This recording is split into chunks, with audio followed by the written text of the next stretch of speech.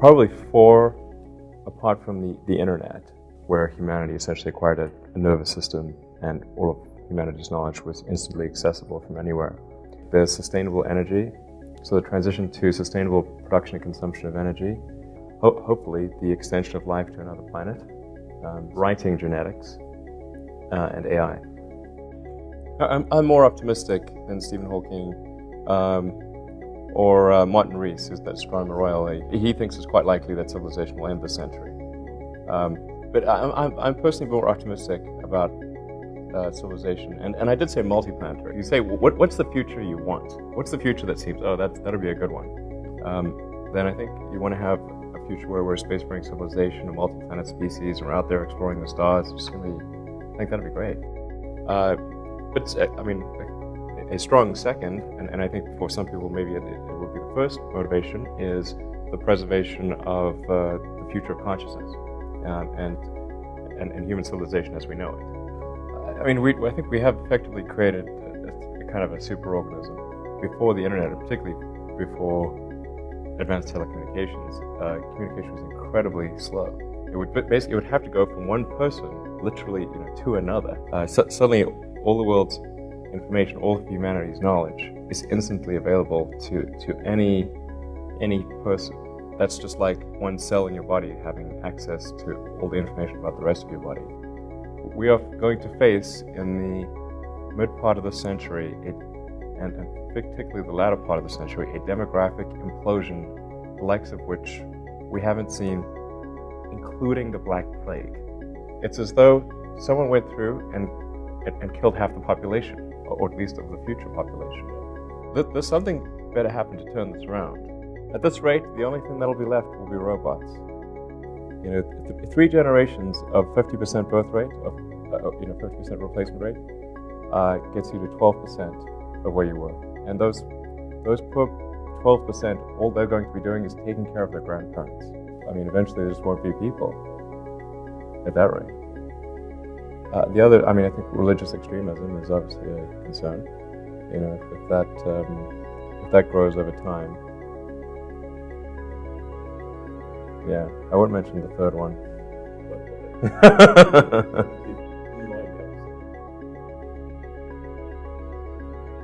I hope the AI is nice to us.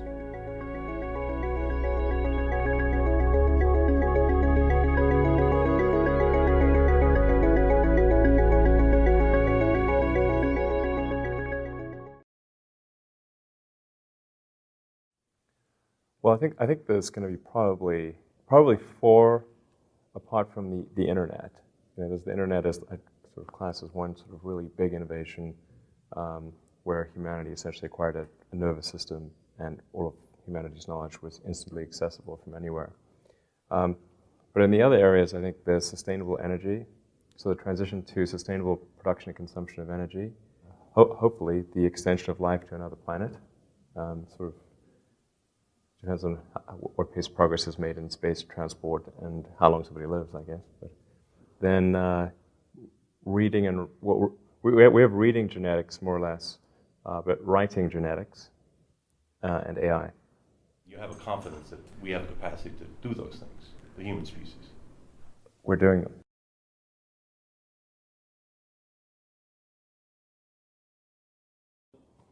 them. You're referring to the Hyperloop. I was reading about the high-speed rail project in California, and it just didn't. It seemed like we were going backwards. So it's almost like instead of going forward towards the Concorde, we actually went backwards towards the DC-3. That doesn't make any sense. Japan had some pretty impressive trains that they implemented in the 80s. Then China implemented an even more advanced train. So it seems that one should, in the UK and California, we should try to say, okay, what can we do that's a step beyond that? Not from the standpoint of one-upmanship, but rather from the standpoint of feeling that the future is going to be better.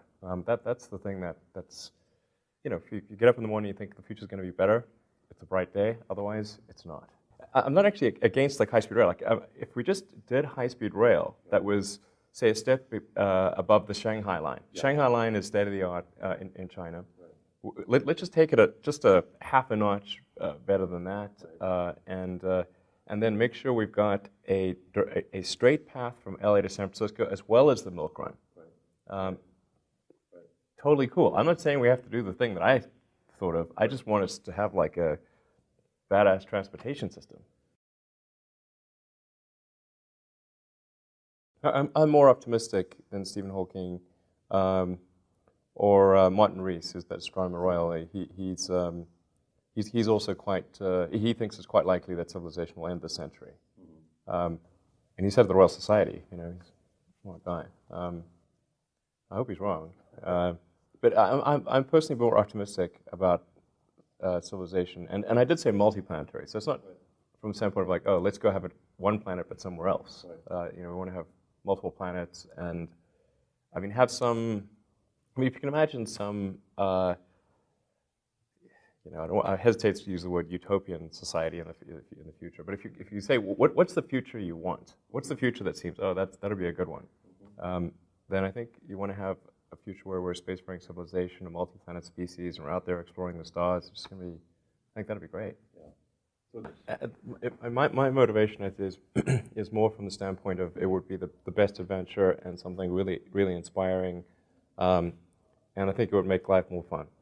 And I think that's personally the thing that motivates me the most.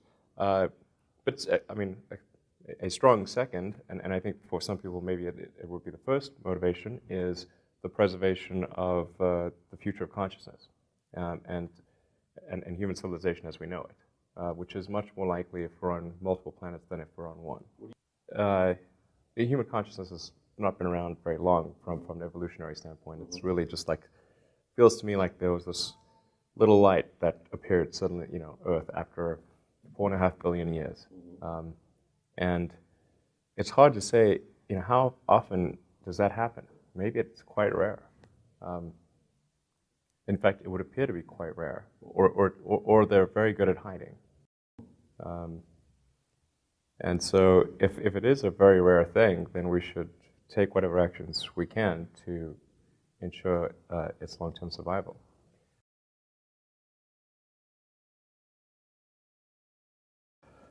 I mean, I think we have effectively created a kind of a superorganism.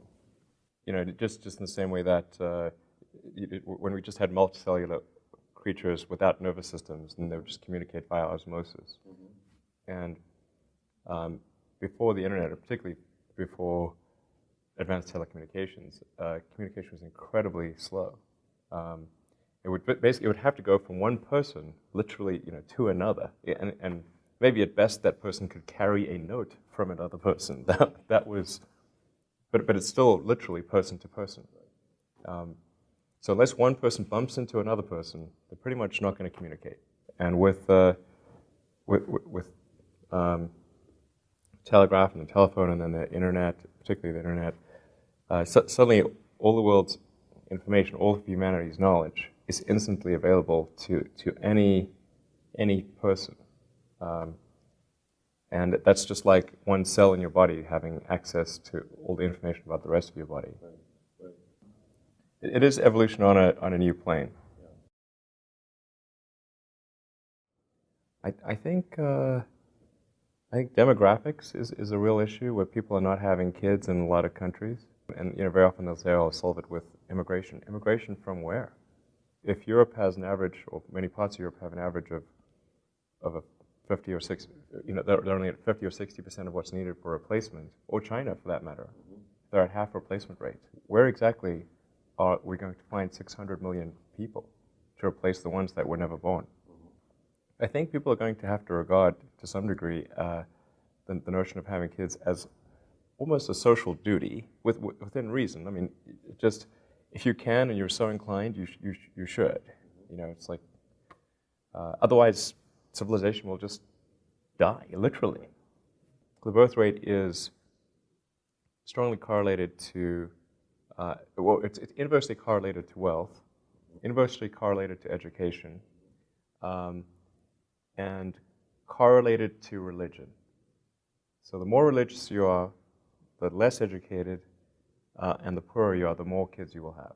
And this is true across between countries and within countries. In the U.S., the highest birth rate is in Utah with the Mormons. Yeah. I think if you're saying what are threats to civilization, the lack of people is obviously a threat to civilization. We are going to face in the mid part of the century, and particularly the latter part of the century, a demographic implosion, the likes of which we haven't seen, including the Black Plague. The math is obvious. When did China ever experience a 50% reduction in its population? Never. I mean, basically, pre-writing, okay, because no one's ever written of such a thing. Even the Black Plague, I mean, Black Plagues would go through, I think that they might have demolished like a quarter, but never a half. And yet Spain, birth rate of 50%. It's as though someone went through and killed half the population, or at least of the future population. There's something better happen to turn this around, because otherwise you have an inverted demographic pyramid. And it's going to, at this rate, the only thing that'll be left will be robots. 3 generations of 50% birth rate, 50% replacement rate, gets you to 12% of where you were. And those poor 12%, all they're going to be doing is taking care of their grandparents. I mean, eventually there just won't be people at that rate. The other, I mean, I think religious extremism is obviously a concern. If that grows over time, particularly if it's a sort of a Luddite form of religious extremism. Anti-technology, right, anti-science, right, exactly. Then that's an obvious threat. Yeah, I won't mention the third one. You have to say it. I hope the AI is nice to us.